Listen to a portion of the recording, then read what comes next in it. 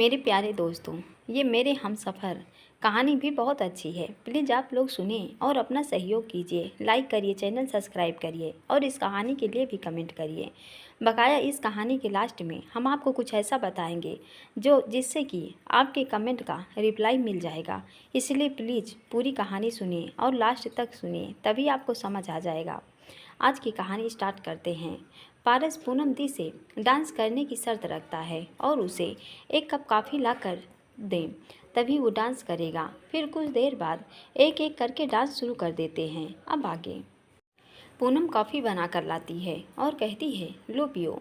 पूनम देखती है सभी डांस कर रहे थे। वो मुस्कुरा कर कहती है, कितना अच्छा लगता है ना जब पूरा परिवार एक साथ इस तरह मिलकर बिल्कुल खुशी सेलिब्रेट करता है ना पारस। पारस कहता है, कॉफ़ी का कप उठाता है और उसकी एक सिप लेकर कहता है, हाँ दी, आप भी जाइए ना, डांस कीजिए। पारस सबको डांस करते देख रहा था और कॉफ़ी की सिप ले रहा था। वेद जी पारस के पास आकर अपना हाथ बढ़ाते हुए कहते हैं, अब तो कॉफ़ी मिल गई। अब तो चलो साले साहब। पारस ने जीजा की तरफ अपना हाथ बढ़ाते हुए कहा, जी जीजा जी चलिए।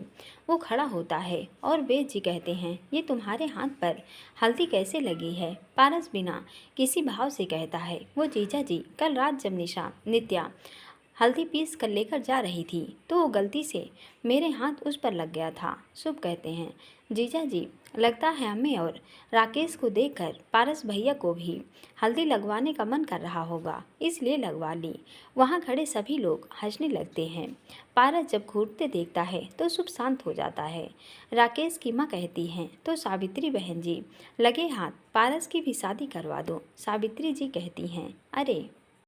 राकेश कहता है, अरे हाँ माँ, करवा ही दो इसकी शादी। कसम से गलती से किसी और की बीवी के हाथों में गिरकर अंगूठी तो नहीं पहनाएगा। पारस कहता है, हाँ ये बात तो है, ठीक है कही तुमने राकेश, मगर मेरा मानना है कि पहले अपना स्टेटस बनाओ, उसके बाद शादी करो। ये नहीं मुंह उठाकर बारात लेकर आ जाओ बिना किसी स्टेटस के।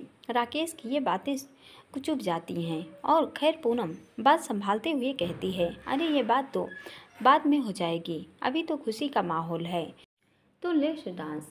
वेद जी पारस को पूरी फैमिली के बीच लेकर आते हैं, जो कहते हैं, पारस इस कप को तो वहीं रख दो, इसे लेकर डांस करोगे।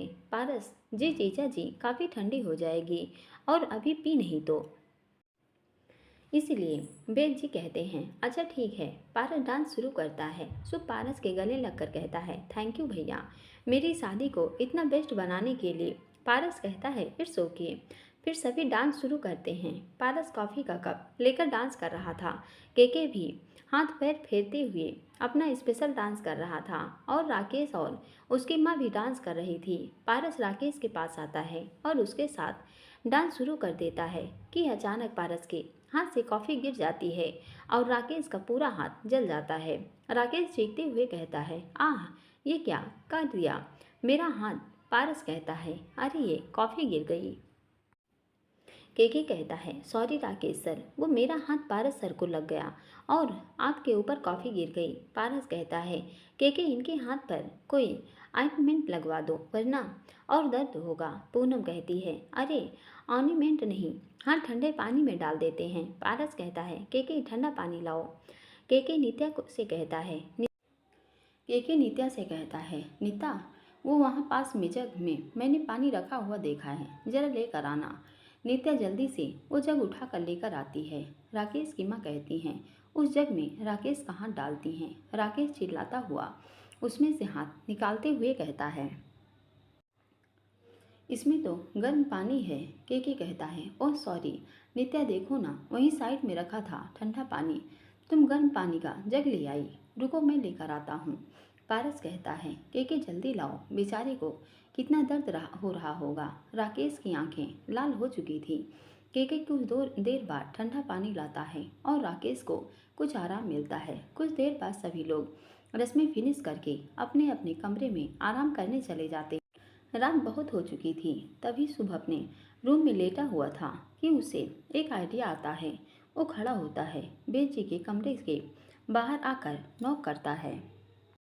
बेल जी जो सो चुके थे उंघाते हुए कहते हैं। क्या हुआ शुभ? शुभ कहता है, जीजा जी मुझे नींद नहीं आ रही, आपसे कुछ ज़रूरी बात करनी है। वेद जी, अच्छा ठीक है, तू चल मैं आता हूँ। वेद जी रूम से बाहर आते हैं। पूनम कहती हैं, क्या हुआ? वेद जी कहते हैं, हमारे छोटे साले को हमारी ज़रूरत है, देखते हैं क्या कह रहे हैं। पूनम कहती हैं, अच्छा। इतना कहकर वेद जी बाहर आते हैं तो देखते हैं शुभ पूल के पास बैठा था। शुभ वेद जी के आते ही रोने की एक्टिंग करते हुए कहता है, जीजा जी मैं क्या करूं? वेद जी शुभ को दूर करते हुए कहते हैं, जो कहना है साफ साफ कहो, मेरी शर्ट क्यों गीली कर रहे हो? शुभ कहता है, जीजा जी बिना चाहती मैं उसे कहीं बाहर ले जाऊं घुमाने। वेद जी कहते हैं, तो प्रॉब्लम क्या है, ले जाओ। शुभ कहता है, यही तो प्रॉब्लम है, उसकी फैमिली को कैसे मनाऊंगा, उसकी फैमिली पुरानी सोच की है। वेद जी कहते हैं, तो मैं क्या करूं, खुद आइडिया लगा। शुभ कहता है, क्यों आप मेरी मदद नहीं करोगे? वेद जी कहते हैं, अब मैं कैसे कोई आइडिया दे सकता हूँ? शुभ कहता है, क्यों जब आप चोरी चोरी दी से मिलने आते थे तब आप मिलने के लिए नए नए आइडिया कहाँ से लाते थे?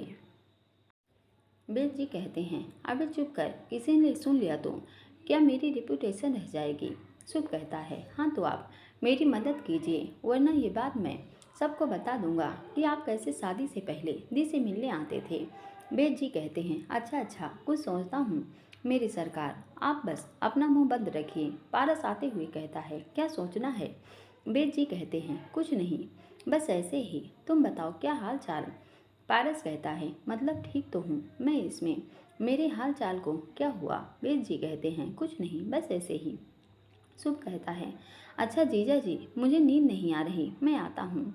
वेद जी भी जम्हाई लेते हुए कहते हैं, हाँ मुझे भी नींद आ रही है, मैं भी चलता हूँ।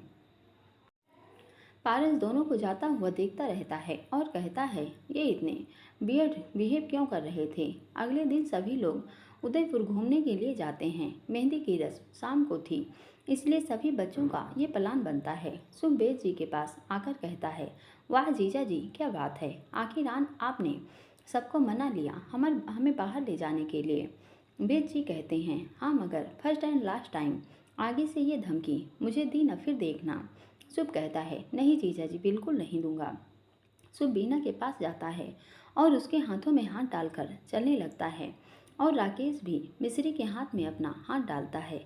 मिस्री को अजीब सा लगता है मगर वो कुछ नहीं कहती। वे खुद को समझाते हुए कहती है, मिस्री ये तेरा होने वाला पति है। तभी मिस्री राकेश के दूसरे हाथ को देखते हुए कहती है, ये आपके हाथ कैसे जल गया? राकेश कहता है, वो कल हल्दी के समय पारस की वजह से मेरे हाथों पर कॉफ़ी गिर गई थी। मिस्री कहती है, अच्छा तो आपने इस पर ऑइंटमेंट लगाया? राकेश कहता है, हाँ लगा लिया। वैसे तुम्हारा हाथ कैसा है? मिस्री कहती है, अच्छा है, किरण ने इस पर हल्दी लगा दी थी तो ये ठीक हो रहा है। राकेश कहता है, अच्छा ठीक है। पूनम कहती हैं, वेद जी आपने पारस को इनवाइट नहीं किया क्या? वेद जी कहते हैं, तुम्हारे भाई को इनवाइट याद करते हुए कहते हैं। वेद जी पारस के रूप में खड़े होकर, पारस हम सब उदयपुर देखने जा रहे हैं, तुम भी चलो।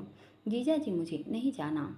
पारस से बिना वेद जी की तरफ देखे कहा। वेद जी कहते हैं, मगर पारस तुम्हारे बिना वहाँ मज़ा नहीं आएगा। पारस कहता है, मैं क्या एंटरटेनमेंट की चीज़ हूँ जो मज़ा नहीं आएगा? वेद जी कहते हैं, नहीं वो बात नहीं है, पर आते तो तुम्हारी दी को अच्छा लगता। पारस कहता है, मुझे काम है, उनसे कहना फिर कभी चलेंगे। वेद जी कहते हैं, मगर पारस कहता है, जीजा जी मेरे हिसाब से ऑफिस का कुछ वर्क पेंडिंग है, कुछ लीगल डॉक्यूमेंट्स अभी रेडी नहीं हुए हैं और आपको वो दिल्ली भी जाना था ना, मैं सोच रहा हूँ आप अभी चले जाएं। वेद जी कहते हैं, अरे नहीं पारस, मैं उदयपुर घूमने जा रहा हूँ, तुम नहीं जाना चाहते तो मत जाओ। Okay bye. इतना कहकर वेद जी वहाँ से भाग जाते हैं। केके की हंसी छूट जाती है। पारस एक नज़र केके की तरफ देखता है। केके अपनी हंसी कंट्रोल करता है। ये सारी बातें सुन पूनम जोर जोर से हंसने लगती हैं। वेद जी मुँह बनाकर कहते हैं, यार पूनम, तुम्हारे दोनों भाइयों ने मेरी लाइफ झंड कर रखी है।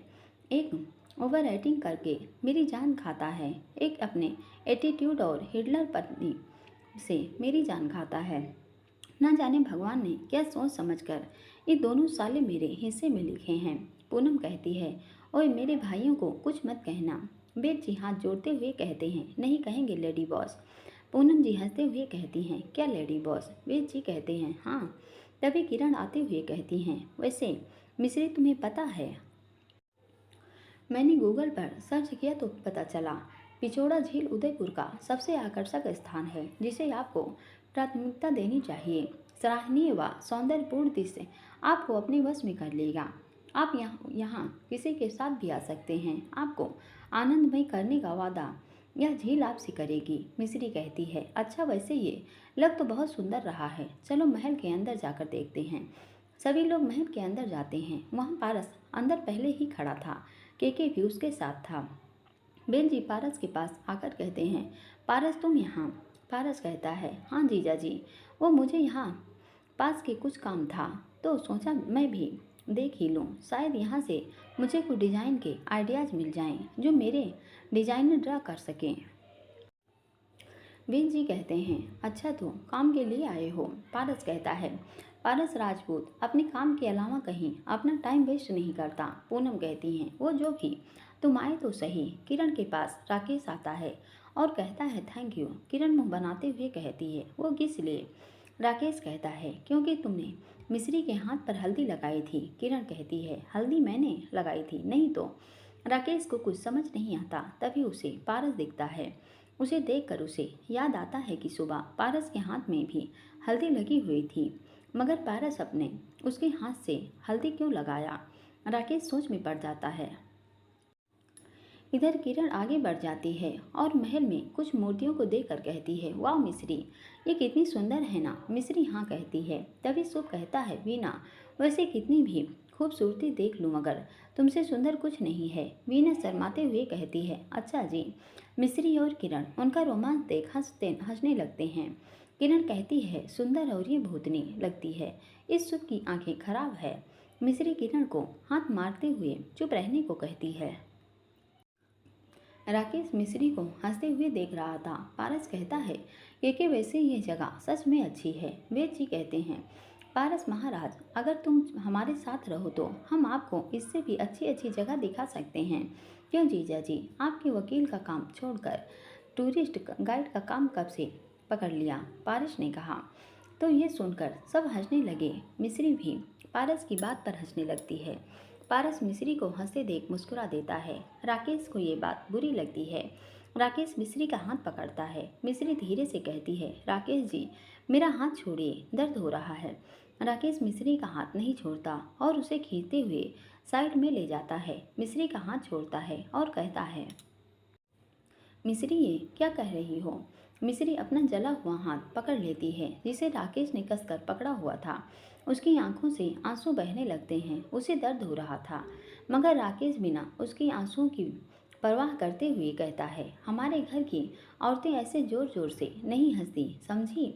मिश्री सिर झुकाकर सब सुन रही थी। राकेश उसे बहुत कुछ सुनाता है।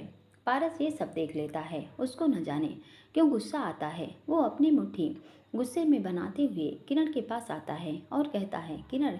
किरण की आंखों में अलग ही चमक आ जाती है। पारस कहता है, वैसे किरण, तुम्हारी वो दोस्त नहीं दिख रही बहुत देर से।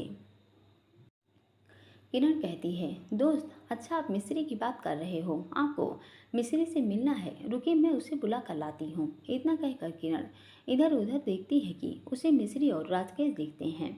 किरण धीरे से बोलती है, ये कबाड़ी फिर मिश्री को डांट रहा है। कहते हुए किरण चली जाती है। कबाड़ी वर्ड सुनते ही पारस को हंसी आ जाती है। किरण मिश्री के पास आकर कहती है, मिश्री, दादाजी का कॉल आया था, कह रहे थे तुम कहाँ हो, तुम्हारा नंबर भी बंद आ रहा है, चलो दादाजी से बात कर लो। राकेश गुस्से में किरण को देखता है। किरण निडरता से कहती है, मिश्री तुम चल रही हो या दादाजी से कहूँगी? मिश्री मिश्री चुपचाप चलने लगती है। किरण मिश्री के साथ साथ चलते हुए कहती है, मिश्री तू क्यों इस पागल की बात सुनती है? इसे उल्टा जवाब क्यों नहीं देती? मिश्री कुछ नहीं बोलती। किरण गुस्से में मिश्री का हाथ पकड़ लेती है। मिश्री के मुँह से आह निकल जाती है। किरण हाथ छोड़ते हुए कहती है, ओह सॉरी सॉरी, अरे ये कैसे हुआ? तुम्हारे हाथ से तो खून नहीं आ रहा है। मिश्री हाथ छुपाते हुए, अरे वो तो बस ठीक है। किरण, मिश्री का सच बता, ये उस कबाड़ी ने ही किया है ना? मिश्री की एक आंख से आंसू निकल जाता है। किरण राकेश की तरफ जाते हुए इसकी तो मैं कि तभी मिश्री उसे रोक लेती है। कहती तो वो सब छोड़ देना, ये बात बता, दादाजी का क्यों कॉल आया था? किरण कहती है वो कॉल नहीं आया था, पारस तुम्हें ढूंढ रहा था। पारस जी मुझे क्यों ढूंढ रहे थे? मिश्री ने कहा। किरण कहती है पता नहीं, हो सकता है कोई काम हो, मगर वो हैं कहाँ? मिश्री और किरण इधर उधर देखती हैं, मगर पारस कहीं नहीं दिखता। तभी केके कहता है तो चलिए, अब महल दर्शन हो गए हो तो पिछोड़ा झील देख लें। वेद जी कहते हैं हाँ जरूर। सभी लोग केके के साथ साथ जाने लगते हैं। किरण रुककर राकेश को घूरी जा रही थी। मिश्री कहती है किरण शांत हो जा। मिश्री मैं जब इस आदमी को देखती हूँ तो मेरा खून खौलने लगता है। मतलब कोई इतना बुरा कैसे हो सकता है? उसे तेरी तकलीफ की जरा भी नहीं पड़ी। किरण ने गुस्से से कहा। किरण कुछ चीज़ हमारे नसीब में जैसे लिखी होती है वैसे ही मिलती है, तो भाग्य से हम नहीं लड़ सकते, इसलिए जो जैसा चल रहा है चलने दे। मिश्री ने शांति से कहा। किरण तू रह शांत, मुझसे शांत नहीं रहा जाता। ऐसा कहते हुए किरण गुस्से से आगे बढ़ जाती है। मिश्री अपना हाथ पकड़कर आगे चलने लगती है। वो अपना हाथ दुपट्टे से छुपा लेती है। सभी लोग पिछोरा झील के पास जाते हैं। पूनम बेद जी के हाथों में हाथ डालकर कहती है कितना अच्छा लग रहा है ना यहाँ। बेद जी झील की तरफ देखते हुए हाँ कहते हैं। शुभ बीना को एक जगह ले जाता है और वो झील के किनारे जाकर बैठ जाते हैं। पारस केके को कुछ कहता है कि केके मिश्री के पास आकर कहता है मिश्री जी मुझे पता है आपकी और हमारी ज़्यादा बातचीत नहीं हुई है, मगर क्या आप भी वहाँ चलेगी जहाँ हम सब? आप ऐसे अकेली खड़ी अच्छी नहीं लग रही। मिश्री किरण की तरफ देखकर कहती है नहीं मैं यहीं ठीक हूँ। पूनम केके और मिश्री की बात करते हुए देखकर कहती है केके तुम वहाँ क्या कर रहे हो? केके कहता है पूनम मैं तो बस मिश्री जी को वहाँ सबके साथ आने को कह रहा था। पूनम मिश्री को बुलाते हुए कहती है मिश्री यहाँ हो ना, वहाँ क्यों अकेली खड़ी हो? मिश्री इससे पहले कुछ कहती, राकेश उसके पास आकर कहता है मिश्री चलो वहाँ। मिश्री राकेश की तरफ देखती है। राकेश उसका हाथ पकड़कर उसे झील के पास ले जाता है और कहता है यहाँ नौटंकी करने की जरूरत नहीं है, समझी? चलो मुस्कुराओ। मिश्री एक नकली हंसी से मुस्कुराने लगती है। पारस मिश्री को देख रहा था। वो किरण के पास जाता है और कहता है तुम अपने फ्रेंड के पास क्यों नहीं हो? किरण नकली हंसी के साथ कहती है कुछ नहीं, बस ऐसे ही बहुत थक गई हूँ ना, सुबह से घूम रहे हैं बस इसलिए। पारस कहता है अच्छा ये बात है। किरण मिश्री और राकेश की तरफ देख कर कहती है हाँ। राकेश मिश्री के पास खड़ा था। केके उसके पास आकर कहता है राकेश तुम्हें पता है ये झील उदयपुर की बेस्ट झील है और इसके कुछ फैक्ट्स बताऊं। पिछोड़ा झील उदयपुर के पश्चिम में पिछोड़े गांव से निकली है। इस झील का निर्माण राणा लखा के काल 14वीं शताब्दी के अंत में पिछू चिड़मार बंजारे ने करवाया था। राकेश केके की बात सुन मुंह बना रहा था। उसे केके की बातें बोर लग रही थी। वो इधर उधर देख रहा था। केके राकेश का हाथ पकड़कर कहता है तुम सुन रहे हो ना मैं क्या कह रहा हूँ? केके मैं सुन रहा हूँ, राकेश ने मुंह बनाकर कहा। केके कहता है हाँ तो महाराणा उदय सिंह द्वितीय ने इस शहर की खोज के बाद इस झील का विस्तार कराया था। केके फिर राकेश का हाथ पकड़कर कहता है तुम पक्का सुन रहे हो ना? राकेश गुस्से में मुंह बनाते हुए कहता है मिस्टर केके मैं सुन रहा हूँ। केके फिर मुस्कुराता है और कहता है तो इस झील में 2 द्वीप हैं और दोनों पर महल बने हुए हैं। केके फिर राकेश का हाथ पकड़ लेता है, मगर वो इस बार चीखते हुए कहता है मैं गिर रहा हूँ, राकेश प्लीज बचाओ। राकेश हाथ बढ़ाता है कि केके उसके हाथ पकड़ लेता है और उसके साथ ही झील में गिर जाता है। उन्हें देख सब हंसने लगते हैं। किरण कहती है ये हुई न बात, कबाड़ी कहीं का, गिरना सही करते हैं, कहते हैं भगवान के घर देर है अंधेर नहीं। पारस मुस्कुराते हुए यह सब देख रहा था। राकेश केके से कहता है क्या बेवकूफ़ हो, क्यों देखो तुम्हारी वजह से मैं गिर गया। केके कहता है यार सॉरी, वो मेरा पैर न जाने कैसे फिसल गया। वेद जी आते हैं और हाथ देकर राकेश को निकालते हैं। वही शुभ केके को निकालता है। पूनम कहती हैं अब हमें घर चलना चाहिए, वैसे भी बहुत देर हो गई है, शाम होने वाली है कि सभी लोग वापस आ जाते हैं। सावित्री जी केके से कहती हैं केके तुम ये गीले कैसे हो गए? केके कुछ सोचता है और कहता है, मैं वो मेरा पैर फिसल गया था तो मैं झील में गिर गया। और राकेश की माँ ने पूछा तो राकेश गुस्से से कहता है, इस बेवकूफ़ की वजह से मैं पानी में गिर गया। सुधा जी कहती हैं, अच्छा चलो तुम लोग जाओ और कपड़े बदल लो वरना बीमार पड़ जाओगे। केके और राकेश कपड़े चेंज करने चले जाते हैं। राकेश की माँ भी राकेश के साथ चली जाती हैं। शुभ जी थके होने के कारण चला जाता है।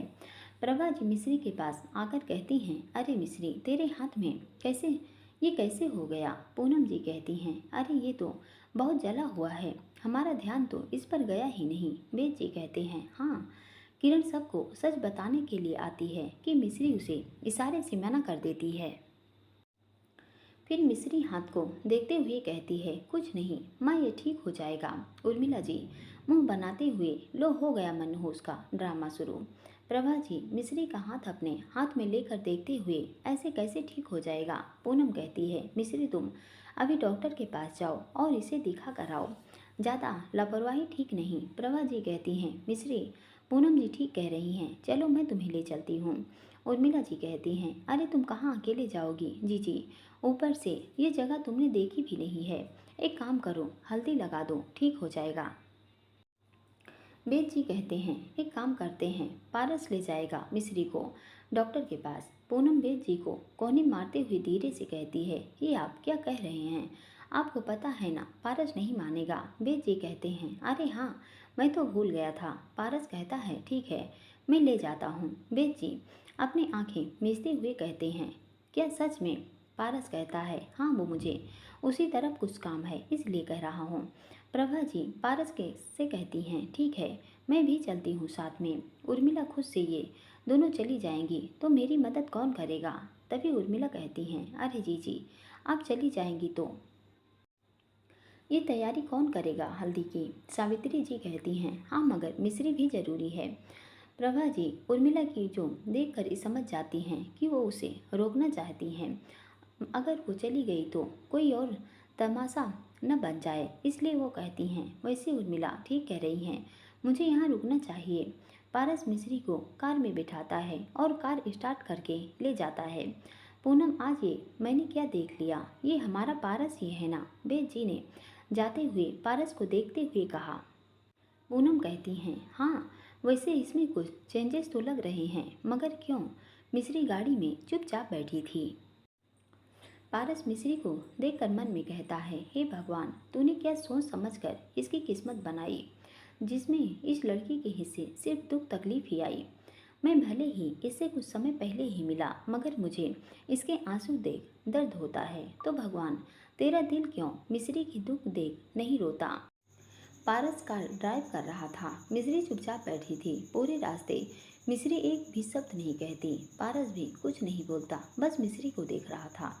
अचानक कोई गाड़ी आ जाती है तो पारस ब्रेक लगाता है कि मिश्री सिर्फ सामने लगने ही वाला था कि पारस हाथ लगा लेता है और रोकता है। मिश्री पारस की तरफ देखती है। पारस कहता है, तुमने सीट बेल्ट नहीं बांधी।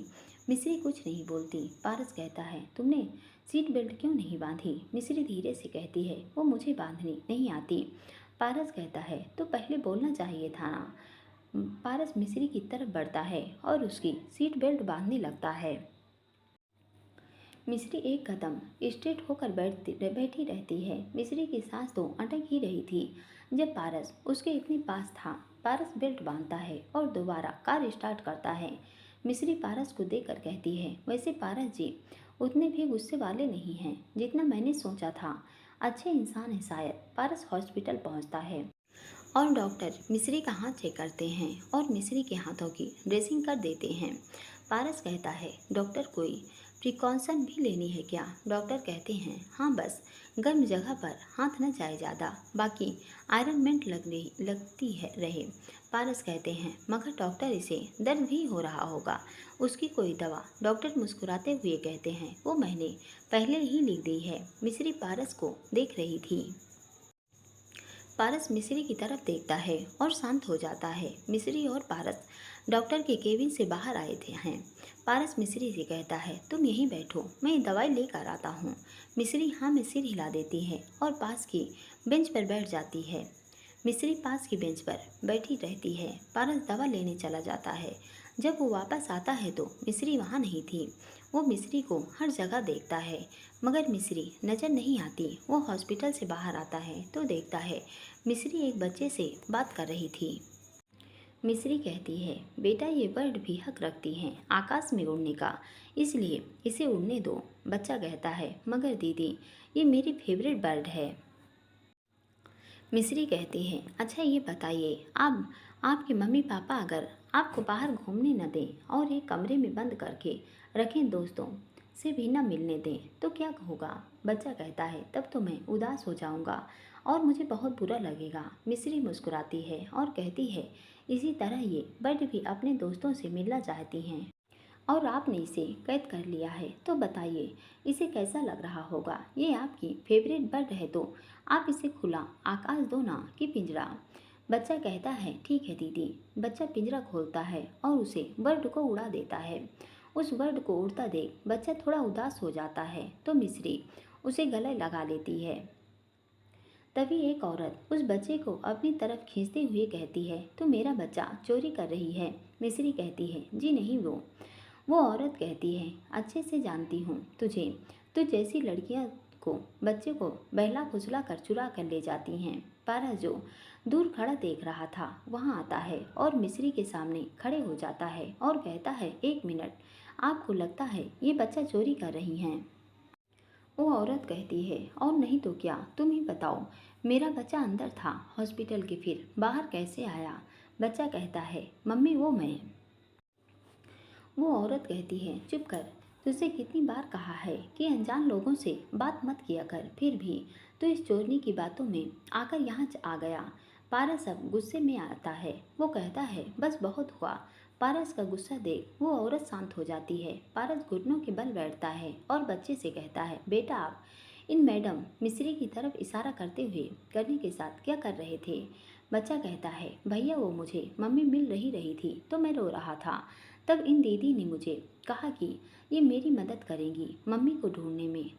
मगर जब ये मम्मी को ढूंढने गई तब मुझे एक औरत दिखी जिसने मम्मी जैसे कपड़े पहने थे। मैं उसके पीछे पीछे यहाँ बाहर आ गया। तब वो आंटी को मैंने मम्मी बोला तो जब उन्होंने मेरी तरफ देखा तो पता चला वो मम्मी नहीं है। मैं जब अंदर वापस जा रहा था तो मेरा ये पिंजरा मेरे हाथ से गिर गया और राउंड राउंड घूमते हुए रोड के बीच में आ गया था। जब मैं इसे उठाने गया तो एक गाड़ी मेरी तरफ तेजी से आ रही थी। मैं डर गया था। तब इन दीदी ने मुझे बचाया। पारस मुस्कुराता है और खड़ा होते हुए उस औरत को से कहता है, हर इंसान गलत हो ये ज़रूरी तो नहीं ना, इसलिए पहले रीज़न जान लिया कीजिए किसी पर दोष लगाने से पहले। वो औरत मिस्री के सामने हाथ जोड़कर कहती है, I am really very sorry. मिस्री कहती है, इट्स ओके। वो औरत चली जाती है। पारस अब गुस्से से कहता है, तुम्हें खुद के लिए स्टैंड लेना नहीं आता क्या? वो औरत तुम्हें बिना बात के सुनाई जा रही थी और तुम एक भी शब्द नहीं बोली। एटलीस्ट अपनी एक्सप्लेशन तो दे ही सकती हो ना। मिस्री कुछ नहीं बोलती, वो सिर झुकाए खड़ी रहती है। पारस कहता है, और ये क्या, तुम जब देखो तब मौन व्रत धारण करी रहती हो, बोलना नहीं आता क्या? मिस्री की आंखें नम हो जाती हैं क्योंकि पारस सच में बहुत ज़ोर ज़ोर से चीख कर उससे बात कर रहा था। मिस्री मेरी तरफ देखो। मिस्री पारस को एक तरफ देखती है और कहती है, सॉरी। वो पारस कहता है, अब ये सॉरी क्यों कह रही हो? मिस्री रोने लगती है। पारस मिस्री से कहता है, मिस्री चुप हो जाओ। मिस्री पक्का अब मैं कुछ नहीं कहूँगा, तुम प्लीज़ रोना बंद करो। मिस्री रोते हुए, मुझे घर ले चलिए प्लीज़। पारस, अच्छा ठीक है चलो, मगर रोना बंद करो यार। पारस मिस्री को गाड़ी में बैठाता है और होटल वापस आ जाता है। मिस्री पूरे रास्ते कुछ नहीं बोलती, बस जाने किस सोच में गुम रहती है। मिस्री गाड़ी में बैठी थी। पारस उतरता है और कार का गेट खोलकर कहता है, मिस्री अब हम आ गए। मिस्री गाड़ी से बाहर निकलती है और वो जैसे ही आगे बढ़ती है वो गिरने वाली होती है। पारस उसे थाम लेता है और कहता है, दुनिया में गिरते हुए को संभालने वाले बहुत कम होते हैं और गिराने वाले बहुत, तो इसलिए अपने लिए अपना स्तंभ खुद बनो और अपने लिए आवाज़ उठाना सीखो। मिस्री पारस से थोड़ा अलग होती है और वहाँ से चली जाती है। दूर खड़ा राकेश ये सब देख लेता है। मिस्री अपने कमरे में पहुंचती है और अपने बेड पर आकर बैठती है और कहती है, मिस्री, पारस जो सच में बहुत गुस्से वाले हैं, एकदम खड़ूस खड़ूस।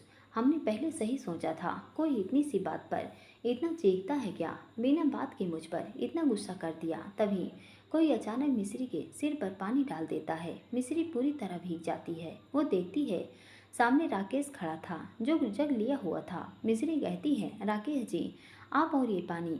राकेश कहता है, शुद्धिकरण कर रहा हूँ तुम्हारा। तुम उस पारस के साथ जो होकर आई हो, न जाने क्या क्या।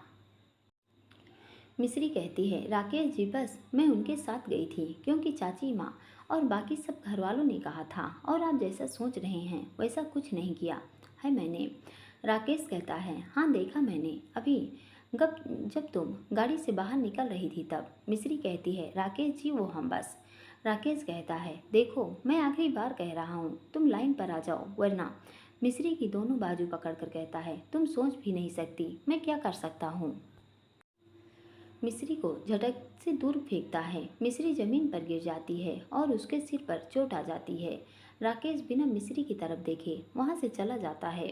मिस्री वहीं फर्श पर ही लेटे रोने लगती है। उर्मिला जी उसके रूम से बाहर खड़ी ये सब देख रही थी। वो राकेश को जाता देख वहाँ से चुपचाप चली जाती हैं और खुद से कहती हुई जाती हैं, पक्का इस लड़की ने कुछ जरूर किया होगा, तभी राकेश को इतना गुस्सा आया। पारस जो मिस्री की दवा देने के लिए उसके रूम की तरफ आ रहा था, चाची की बात सुनता है और मिस्री के कमरे की तरफ बढ़ जाता है। पारस जब मिस्री के कमरे में पहुंचता है तो देखता है मिस्री फर्श पर पड़ी हुई है और रो रही है। पारस टेबल पर दवा रखता है और मिस्री की तरफ बढ़कर उसे उठाता है। मिस्री पारस को वहाँ देखती है मगर वो कुछ बोलती नहीं है। पारस मिस्री को उठाकर बेड पर बिठाता है। मिस्री का भीगा हुआ देखकर वो टॉवल लेकर आता है और मिस्री का सर पोंछता है। तभी मिस्री को राकेश की बात याद आती है कि मिस्री और पारस। वो पारस को जोर से धक्का देती है और वो कहती है, आप यहाँ क्यों आए हैं, दूर रहिए मुझसे। पारस कहता है, वो मैं। मिस्री चीखते हुए गुस्से से कहती है, आप चले जाइए यहाँ से, मैं ठीक हूँ और अपना ध्यान मैं खुद रख लूँगी। और आप हैं कौन जो बार बार मेरे पास चले आते हैं, मुझ पर गुस्सा करते हैं। पारस गुस्से में टॉवल वहीं पटकता है और कमरे से चला जाता है। कमरे में आकर वो अपना सामान इधर उधर पटकने लगता है। उसको बहुत तेज गुस्सा आ रहा था। वो सामान तोड़ने लगता है। वो अपने कमरे के शीशे पर जोर से हाथ मारता है और शीशा तोड़ देता है। शीशा टूटने की वजह आवाज़ सुनकर बगल के रूम से केके दौड़कर पारस के कमरे में आता है और कहता है, सर ये आप क्या कर रहे हैं। पारस की आंखें बिल्कुल लाल हो चुकी थीं। केके पारस के पास आकर कहता है, सर आप गुस्सा मत कीजिए, शांत हो जाइए वरना। पारस केके की नहीं सुनता। वो चेयर उठाता है और उसे फेंक कर तोड़ देता है। पारस का गुस्सा उसके सिर पर सर चढ़ चुका था। पारस की बॉडी वाइब्रेट होनी शुरू हो जाती है। वो फर्श पर गिर जाता है। केके दौड़ता हुआ पारस के डोर में से कुछ ढूंढने लगता है और उसे एक इंजेक्शन मिलता है। केके वो इंजेक्शन पारस को लगा देता है। पारस कुछ नॉर्मल होने लगता है। उसकी बॉडी पसीने से भीग चुकी थी। मिस्री जो ये सोचकर पारस से माफ़ी मांगने आई थी कि शायद उसने ज़्यादा बोल दिया। केके को पारस को इंजेक्शन लगाता देख वहाँ से वापस अपने रूम में चली जाती है और खुद से कहती है, पारस जी ड्रग्स लेते हैं, मतलब जब भी वो इतने दूर दूर रहते हैं, सबसे किसी से ज़्यादा बात नहीं करते हैं। इधर केके पारस को बेड पर लेटाता है और पारस से कहता है, सर आपको पता है ना, आप जब भी गुस्सा करते हैं तो क्या होता है, फिर क्यों आप इतना गुस्सा करते हैं, बताइए। पारस कहता है, कुछ नहीं, वो बस ऐसे ही। केके कहता है, सर आप जिस भी कारण से गुस्सा कर रहे थे, आप प्लीज़ उसको दोबारा मत सोचिए। आप जानते हैं ना, जब आपको ज़्यादा गुस्सा आ जाएगा तो क्या होता है। पारस कहता है, केके। तभी बेच जी आते हुए कहते हैं, पारस ये तुम ऐसे क्यों लेटे हुए हो। पारस कहता है, वो जीजा जी काम करके थक गया तो रेस्ट कर रहा था। बेच जी केके की तरफ देखते हैं। केके इंजेक्शन छुपाने की कोशिश करता है। बेच जी केके के हाथों से इंजेक्शन छीनते हुए कहते हैं, पारस तुमने फिर गुस्सा किया था। ये इंजेक्शन तुम्हें पता है आगे तुमने इसे ज़्यादा लिया तो तुम इसके एक्टिवेट हो जाओगे। कभी इसके बिना भी गुस्सा कंट्रोल किया करो। केके कहता है, बेच सर वो पारस सर की हालत ज़्यादा खराब हो गई थी इसलिए। बेच जी कहते हैं, हाँ मैं जानता हूँ, इस रूम की हालत बता रही है। केके कहता है, तुम किसी को बुलाकर इस रूम को पहले जैसा करवाओ, इससे पहले कोई आ जाए। और हाँ पारस, तुम यहीं रहोगे, आज से नीचे फंक्शन में नहीं आओगे। पारस कहता है, मगर जीजा जी मैं ठीक हूँ। पारस, मैं तुम्हें किसी काम को नहीं रोकता, इनफैक्ट तुम्हारे हर ऑर्डर को फॉलो करता हूँ, मगर आज मेरी बात तुम मानोगे और नीचे नहीं आओगे। पारस खुद से कहता है, वैसे न जाना ही ठीक है। उसे रोती हुई शक्ल को नहीं देखूंगा तो गुस्सा भी नहीं आएगा और उसे देखकर उसको प्रोटेक्ट करने का मन भी नहीं करेगा।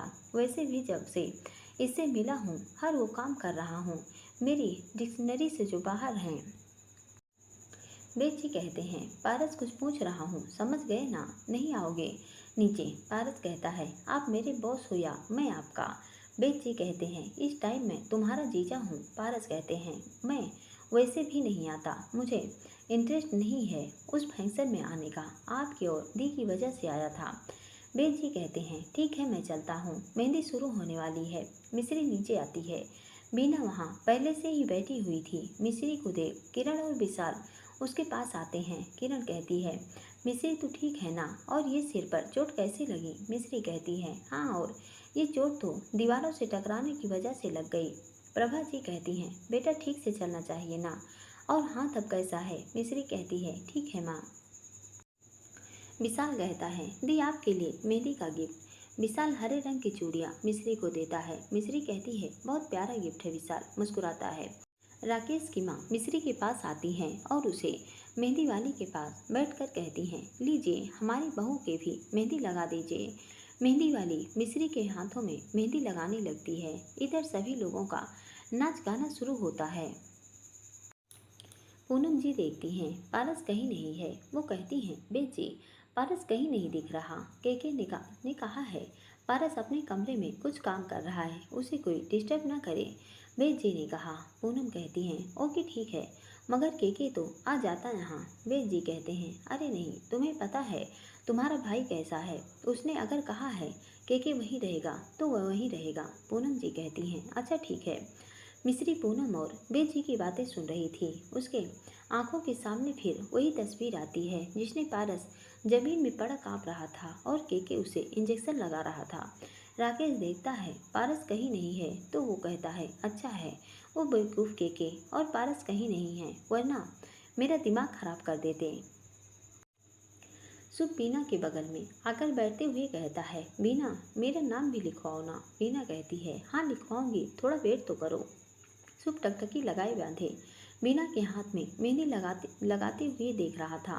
सावित्री जी हंसते हुए मेहंदी वाली से कहती हैं, सुनो तुम पहले बीना के हाथ में शुभ का नाम लिख दो, वरना ये वहीं बैठा देखता रहेगा। सभी हंसने लगते हैं। सुधा जी कहती हैं, जब ये छोटा था तो कहता था, माँ आप सिर्फ पापा के प्यार की से करती हो, तभी अपने हाथ पर उनका ही नाम लिखवाती हो, मेरा नहीं। और फिर रोना शुरू कर देता था। सावित्री जी कहती हैं, और जब थोड़ा बड़ा हुआ तो ये कहकर रोता था कि मेरी शादी कर दो ताकि मेरी बीवी अपने हाथ में मेरा नाम लिखे। पूनम हंसते हुए कहती हैं, हाँ माँ, सच शुभ तब भी बच्चा था और अब भी बच्चा है। बेद जी कहते हैं, क्यों छोटे साले साहब ऐसे नौटंकी भी करते हो? शुभ कहता है, बस करो यार, मेरी शादी होने वाली है, आप लोग अभी मेरी शिकायत करोगे तो भी मेरी बीवी के सामने। तभी किरण कहती है, बीना अभी बीवी नहीं है तुम्हारी शुभ जी। शुभ कहता है, तो क्या बन जाएगी? सभी हंसने लगते हैं। सबको हंसता हुआ देख शुभ कहता है, यार आप लोग तो मेरी टांग खींचने लग गए, जाओ मुझे पता नहीं बात नहीं करनी। ऐसा कहकर शुभ वहाँ से अपने कमरे में चला जाता है। बेद जी कहते हैं, लो रूठ गए साले साहब, पूनम तुम भले ही शुभ की शादी करवा दो, ये रहेगा बच्चा ही। पूनम हंसते हुए कहती है, हाँ ये तो सही कहा, अच्छा मैं इसे मना कर लाती हूँ। पूनम जी चली जाती हैं। इधर मिश्री के एक हाथ में मेहंदी लगती है, क्योंकि एक हाथ पर पट्टी बंधी थी, इसलिए वो बस एक हाथ में ही मेहंदी लगाती है। अंत में मेहंदी वाली मिश्री से कहती है, उसके हीरो वाले पति का नाम है। मिश्री इससे पहले कुछ कहती, राकेश कहता है, राकेश नाम है। मेहंदी वाली राकेश का आर मिश्री के हाथों में लिख देती है। अब प्रभा जी कहती हैं, बीना और मिश्री तुम लोग खाना कैसे खाओगे? तभी कोई कहता है, मिश्री को खाना मिश्री के अंकल खिलाएंगे। मिश्री देखती है सामने पवन जी खड़े थे। मिश्री के चेहरे पर मुस्कान दौड़ जाती है। जो पवन जी के पास आकर कहती है, अंकल आप आ गए। और आंटी, पवन जी मुंह बनाते हुए कहते हैं, वो नहीं आ पाई। मिश्री उदास होते हुए कहती है, अच्छा। पवन जी कहते हैं, अच्छा हुआ ना, नहीं अगर आती तो मुझे डांटती रहती। क्या कहा तुमने? तभी किरण की माँ ने आते हुए कहा। मिश्री किरण की माँ को देखकर उनके गले लग जाती है। उनको देखकर मिश्री के चेहरे पर खुशी देखने खिलने लगती है। कुछ देर बाद पवन जी मिश्री को खाना खिलाने लगते हैं और कहते हैं, बेटा ये हाथ पर पट्टी। मिश्री कहती है, अंकल वो बस ऐसे ही, आप बताइए आने में कोई प्रॉब्लम तो नहीं हुई ना? पवन जी धीरे से कहते हैं नहीं बेटा, कोई प्रॉब्लम नहीं है, और होती भी कैसे? तेरी आंटी को देखकर वो मुझसे कोसों दूर जो चली जाती है। मिश्री हंसने लगती है। तभी किरण की माँ कहती हैं, मिश्री तुम हंस रही हो, इसका मतलब पक्का तुम्हारे अंकल ने मेरी बुराई की होगी। पवन जी कहते हैं, आते नहीं, मेरी ऐसी हिम्मत कहाँ। मिश्री मुस्कुरा देती है। सावित्री जी मिश्री से कहती हैं, क्या बात है मिश्री, तुम्हारे चेहरे पे ये खुशी अब तक मुझसे छुपी हुई थी। अच्छा किया पवन भाई साहब आप आ गए, क्योंकि आप ना आते तो मिश्री के चेहरे की ये मुस्कान तो हम देख ही नहीं पाते। पवन जी मुस्कुरा देते हैं और मिश्री को अपने हाथों से कोड़ तोड़कर खिलाते हैं। और बीना को विशाल खाना खिला रहा था। सभी लोग नाच गाना कर रहे थे कि उर्मिला जी कहती हैं, मिश्री मेरा तो ब्लू पर्स नहीं मिल रहा, कहाँ रखा है? मिश्री कहती है, चाची जी वो आपके बैग में रखा था मैंने। उर्मिला जी कहती हैं, नहीं मिल रहा, तू ढूंढ दे। मिश्री कहती है, ठीक है रुकिए, मैं ढूंढ कर लाती हूँ। सावित्री जी कहती हैं, अरे मगर अभी इसकी मेहंदी गीली है, ये कैसे निकालेगी पर्स? उर्मिला जी कहती हैं, मगर वो पर्स भी जरूरी है। राकेश एक काम करता हूँ, मैं चलता हूँ, मैं हेल्प कर दूंगा पर्स निकालने में। मिश्री कहती है, ठीक है। तभी किरण के बीच में ही कहती है, राकेश जी आप कष्ट मत उठाइए, मैं चली जाती हूँ मिश्री के साथ। राकेश पूरा समूह बनाकर कहता है, ठीक है। मिश्री और किरण उर्मिला जी के कमरे में आते हैं। मिश्री किरण को जगह बताती है और किरण उस पर्स को निकालती है। किरण कहती है, उस हिटलर चाची से ये काम खुद नहीं किया गया, मेरा पूरा वेट कम कर दिया। मिश्री कुछ सोच में पड़ी हुई थी। किरण मिश्री से कहती है, मिश्री कहाँ खोई है? मिश्री कहती है, कहीं नहीं। किरण कहती है, मिश्री बताओ क्या हुआ? मिश्री कहती है, किरण तुझे पता है पारस जी ड्रग्स लेते हैं। किरण कहती है, क्या? ये क्या बोल रही है? मिश्री कहती है, हाँ मैं खुद केके को उनको इंजेक्शन लगाते देखा है। किरण कहती है, मिश्री तू पागल हो गई है, हो सकता है वो किसी बीमारी के कारण इंजेक्शन ले रहे हों। मिश्री कहती है, नहीं वो। किरण हंसते हुए कहती है, मिश्री मुझे लगता है उस कबाड़ी के साथ रहते रहते तेरा कबाड़ बनता जा रहा है। मिश्री आगे कुछ नहीं बोलती, बस मन में कहती है, मैं जानती हूँ, मैंने देखा है पारस जी ड्रग्स लेते हैं। किरण कहती है, अब चलें? मिश्री हाँ कहती है। मिश्री और किरण जाने लगते हैं कि मिश्री कहती है, एक मिनट मैं अभी आई। किरण कहती है, अब क्या हुआ? मिश्री धीरे से कहती है, वो मुझे वॉशरूम जाना है। किरण कहती है, अच्छा ठीक है जा। मिश्री अपने कमरे में जाती है और वॉशरूम में जाती है। कुछ देर बाद जब वो बाहर आती है तो देखती है बेड पर एक चिट्ठी पड़ी हुई थी। मिश्री उसे उठाती है और देखती है उसमें लिखा था, मिश्री मुझे तुमसे कुछ बात करनी है, जल्दी से ऊपर टेरेस पे आ जाओ, और मगर तुम नहीं आई तो मैं यहीं छत से कूदकर अपनी जान दे दूंगा, और ब्लेम तुम्हारी फैमिली पर आएगा, तुम्हारा सिर्फ तुम्हारा ही देश। मिश्री कांप जाती है उस खत को देखकर। वो उस खत को फाड़कर डस्टबिन में डाल देती है और सोचने लगती है वो क्या करे। वो किरण को कॉल करती है, मगर बहुत शोर होने की वजह से किरण फ़ोन नहीं उठाती। फिर वो विशाल का नंबर ट्राई करती है, मगर वो भी फ़ोन नहीं उठाता। मिश्री घबरा कर कहती है, अब क्या करूं? अगर मैं उस पर नहीं गई, हितेश अपनी जान दे देगा। जाऊं फिर मेरी फैमिली फंस जाएगी, और चली गई तो न जाने वो क्या करेगा। मिश्री बहुत सोचती है। तभी वो हिम्मत करके राकेश को कॉल करती है। राकेश भी कॉल नहीं उठाता। अब मिश्री हार चुकी थी, उसे कुछ समझ नहीं आ रहा था, इसलिए हार खाकर वो टेरेस की तरफ चढ़ जाती है। पारस अपने कमरे में बैठा हुआ था। केके उसे जूस देता है और कहता है, सर इसे पी लीजिए। पारस मिश्री के बारे में सोच रहा था। वो मन में कहता है, मिश्री जिसके नाम में ही मिठास है, तो फिर क्यों उसकी जिंदगी में इतनी कड़वाहट है। पारस को कुछ सोचता हुआ देख केके कहता है, सर आपसे एक बात पूछूं, आप मिश्री जी के लिए वो सब क्यों करते हैं? पारस कहता है मतलब। केके कहता है मतलब आपने कॉफी गिराई और राकेश को पानी में भी मुझसे कहकर गिरवाया। पारस कहता है क्योंकि उसने उस मासूम लड़की को दुख पहुंचाया। तुमने देखा ना वो कैसे रोते रहती है हर वक्त। अब उस लड़की को कोई दर्द दे तो परवाह तो होगी ना। केके कहता है सर क्या ये सिर्फ परवाह है? पारस कहता है न जाने क्यों उसके दर्द को देख मेरा दिल तड़पता है, न जाने क्यों उसकी खुशी से मेरा दिल धड़कता है। क्या ये परवाह है या इश्क जो बिन डोर मेरा मन उसकी ओर खींचता है? मिस्री बहुत सोचती है मगर उसे छत पर जाने के अलावा कोई रास्ता नहीं आता। मिस्री डरती हुई छत की तरफ बढ़ जाती है। वो सीढ़ियों की तरफ जा रही थी। पारस जो अपने कमरे में बैठा मिस्री को कांपते हुए डरते हुए जाता देखा। कहता है अब इसे क्या हुआ? मुझे तो चीख कर भगा दिया था। केके उसके पास बैठा था और लैपटॉप पर वर्क कर रहा था। गेट की तरफ देखते हुए कहता है कौन डर रहा है सर? पारस कहता है वो मिस। कहते कहते रुक जाता है और कहता है आगे इस केके को बताया कि मैं मिस्री के बारे में कह रहा हूँ तो न जाने क्या सोचेगा कि कहीं मुझे इससे प्यार। नहीं नहीं मैं इसे नहीं बताऊंगा। केके पारस को सोचता हुआ देख कहता है सर बोलिए। पारस कहता है कुछ नहीं अपना काम करो। केके मुंह टेढ़ा करके मन में कहता है एक तो इनकी केयर करो ऊपर से डांट लगा देते हैं और अपना काम करने लगता है। पारस मन में सोचता है जाऊं क्या देखने की इसे क्या हुआ? नहीं नहीं मैं क्यों जाऊं? मेरी कोई सेल्फ डिसिप्लिन नहीं है क्या? मगर ये किसी मुसीबत में हुई तो मुंह बनाते हुए तो क्या हुआ? मुझ पर जैसे चीख कर कहा था आप चले जाओ वैसे ही मुसीबत में भी बोल देगी। पारस को मुंह बनाते हुए देख केके मन में हंसते हुए कहता है आज सर न जाने कैसी कैसी शक्ल बना रहे हैं।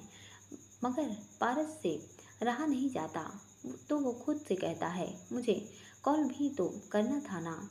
फिर केके से कहता है केके मुझे कॉल करनी है और तुम लैपटॉप पर खटपट कर रहे हो। मैं टेरेस पे जा रहा हूँ वहीं कॉल कर बात कर लूँगा। केके कहता है ओके सर मगर आप ये मुझे क्यों बता रहे हैं? पारस कहता है बता रहा हूँ। क्यों बता नहीं सकता क्या? केके कंफ्यूज होते हुए कहता है ओके सर जाइए। पारस छत की तरफ बढ़ जाता है। जैसे ही पारस छत पर आता है तो उसे अंधेरे में कुछ साफ दिखाई नहीं देता। उसे बस ये दिखता है कि कोई आदमी मिस्री को गले लगाए हुए है। उसके दिल में एक अलग सी चुभन होती है। वो वहाँ एक सेकंड भी नहीं रुकता और नीचे आ जाता है। वो सीढ़ियों से उतर कर नीचे आता है। इधर मिस्री उस आदमी को खुद से दूर करती है और एक जोरदार तमाचा जड़ देती है और कहती है आपकी हिम्मत कैसी हुई मुझे ऐसे? हितेश कहता है मिस्री तुम मेरी हो मैं तुमसे बहुत प्यार करता हूँ। मिस्री का अब पारा चढ़ चुका था। वो कहती है आपको समझ नहीं आता कि मैंने कहा ना मैं तुम्हें पसंद नहीं करती। हितेश मगर मैं करता हूँ।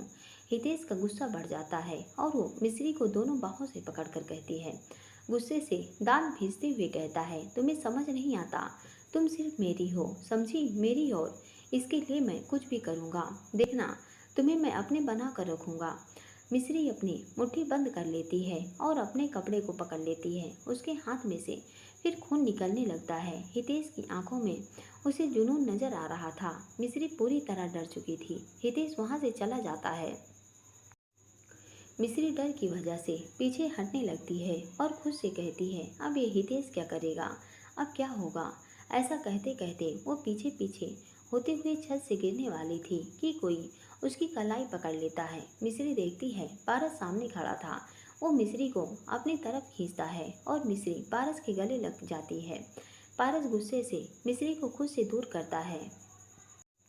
पागल हो क्या? ये तुम क्या करने जा रही थी? सुसाइड? वो तो अच्छा है कि मेरी नज़र नीचे फंक्शन में खड़े राकेश पर पड़ गई तो मैं ये देखने आ गया कि तुम्हारे साथ कौन था।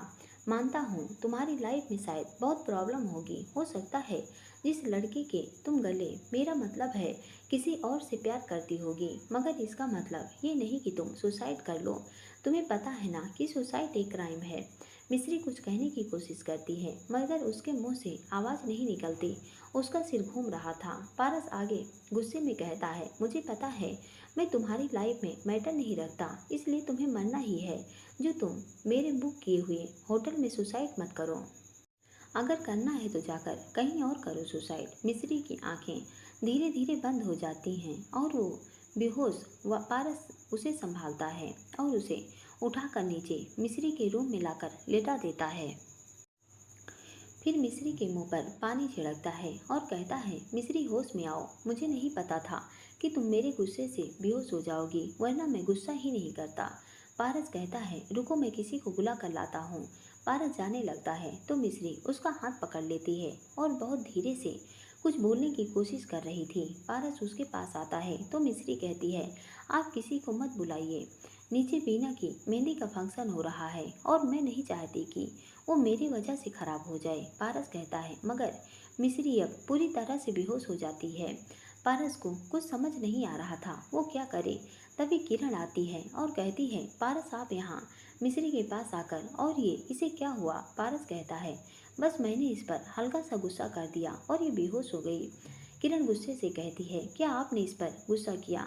इसकी लाइफ में वैसे ही कम लोग हैं परेशान करने के लिए जो आप भी। पारस, मुझे आपसे ये उम्मीद नहीं थी। किरण एक सांस में सब बोल जाती है। पारस उसको इग्नोर कर अपना फ़ोन निकालता है और कोई नंबर डायल करता है। किरण उससे फ़ोन छीनते हुए कहती है, क्या मैं जान सकती हूँ आपने इससे क्या ऐसा क्या कहा? पारस बिना कुछ बोले गुस्से से किरण की तरफ देखता है और कॉल करके कहता है, के मुझे मिस्री के रूम अभी एक डॉक्टर चाहिए, मगर वो डॉक्टर इस तरह से लाना कि किसी को भनक भी ना लगे। के कहता है, मगर सर। पारस, जितना कहा है उतना करो, सवाल नहीं, तुम्हें पता है ना।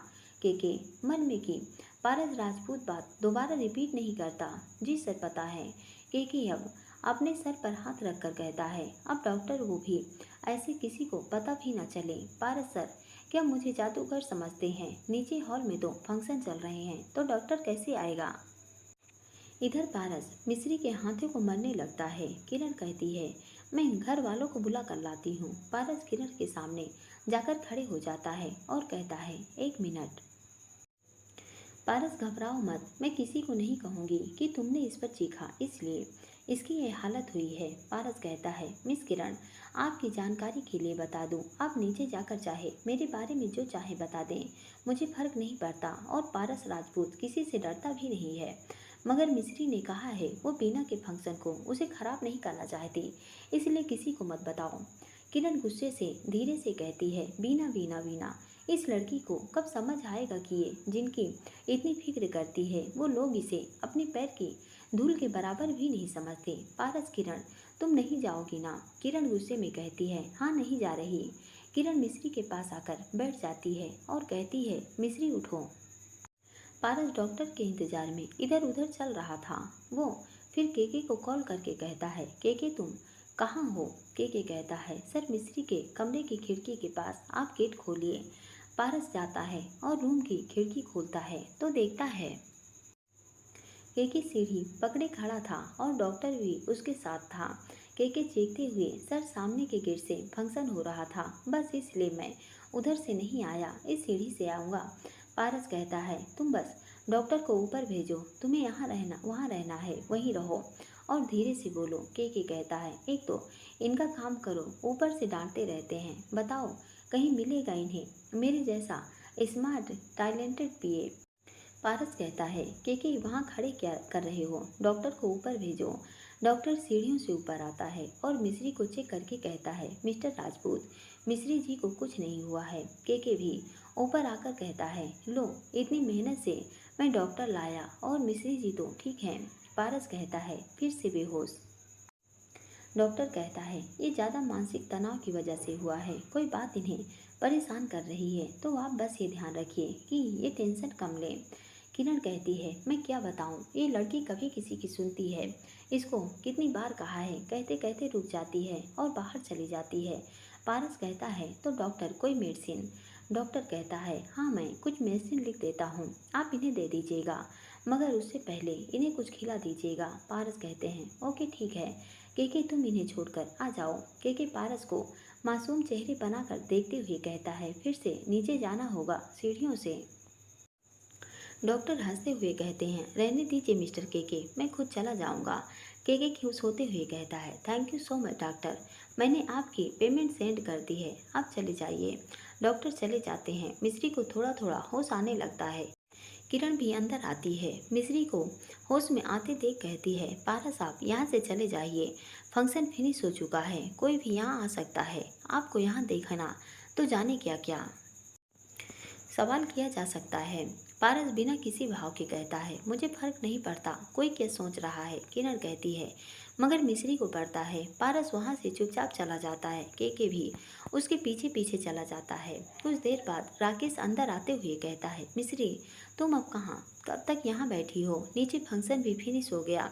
किरण राकेश को गुस्से में से एक नज़र देखती है। राकेश कहता है, इसे क्या हुआ।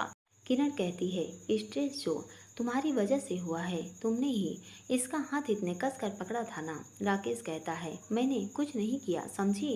किरण कहती है, तुमने क्या किया है क्या नहीं सब जानती हूँ, समझे। और हाँ, अगर ये बात घर वालों को बता दी ना तो। तभी राकेश की माँ आते हुए कहती हैं, क्या किया है तुमने राकेश। किरण आंटी वो किरण मिस्री के साथ राकेश ने जो जो किया वो सब बता देती है। राकेश की माँ कहती हैं, क्या तुमने ये सब किया राकेश। राकेश माँ वो किरण कहती है, आंटी इतना ही नहीं, इसने मिस्री के हाथ पर कॉफ़ी भी गिराई थी। राकेश कहता है, मिस्री के हाथ पर कॉफ़ी गलती से गिर गई थी। राकेश की माँ एक जोरदार चाटा राकेश को जड़ते हुए कहती हैं, मैंने तुझे यही संस्कार दिए हैं क्या, एक लड़की को टॉर्चर करने के। किरण मन में खुश होते हुए ये बड़ा कबाड़ी चाटा। राकेश कहता है, माँ मगर ये पारस। राकेश की माँ कहती हैं, बस मुझे कुछ नहीं सुनना, जाओ यहाँ से।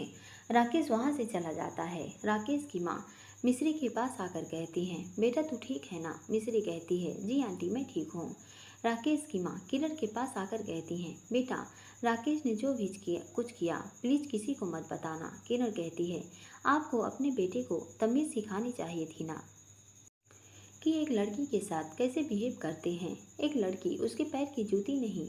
राकेश की माँ कहती हैं, हाँ बेटा तुम ठीक कह रही हो, मैं समझा दूंगी। मिस्री कहती है, आंटी आप टेंशन मत लीजिए, किरण किसी से कुछ नहीं कहेगी। किरण कहती है, मगर मिस्री को घूर कर देखती है और वहाँ से चली जाती है। इधर पारस अपने रूम में बैठा ये सोच रहा था कि वो इंसान कौन था जिसने मिस्री को गले लगाया था। कहीं ऐसा तो नहीं कि मिस्री किसी को पसंद करती है और ये शादी उसकी ज़बरदस्ती हो रही है। मिस्री अपने रूम में बैठी कहती है, मैंने तो अपने लिए सच्चा हमरा ही चाहा जो मुझे मेरी आज़ादी दे और मेरे लिए स्टैंड ले। फिर हल्के से मुस्कुरा कर कहती है, ज़िंदगी ने तूने क्या खेल खेला, जैसे हम न चाहा वैसा सच्चा हमरा ही मिला। चल ज़िंदगी ये भी स्वीकार करते हैं, जो तूने सोचा है उसी को सही मान, अपनी ज़िंदगी नई राह चुनते हैं। अब तुझे जो करना है तू कर ले ज़िंदगी, अब हम खुद को तेरे नाम करते हैं। पूरा पाठ सुनने के लिए दोस्तों बहुत बहुत धन्यवाद। और हमने आपसे कहा था कि आपको हम कहानी के लास्ट में कुछ बताएंगे, इसलिए हम आपसे लोगों से बताना चाहते हैं कि बंधन 7 फेरों की कहानी हम दूसरे चैनल पर अपलोड कर रहे हैं और आप लोगों के पास नोटिफिकेशन सेंड कर देंगे, इसलिए प्लीज़ वहां जाकर कहानी सुन लीजिएगा। कहानी का नाम हमने दूसरा रखा है, इसलिए प्लीज़ आप लोग उस कहानी का नाम लेके हमारे पास कमेंट मत करिएगा। दूसरी कहानी का नाम है उसके नाम से कमेंट कर सकते हैं। और आप लोगों से हमारी विनती है कि प्लीज़ हमारा सहयोग करिए। धन्यवाद।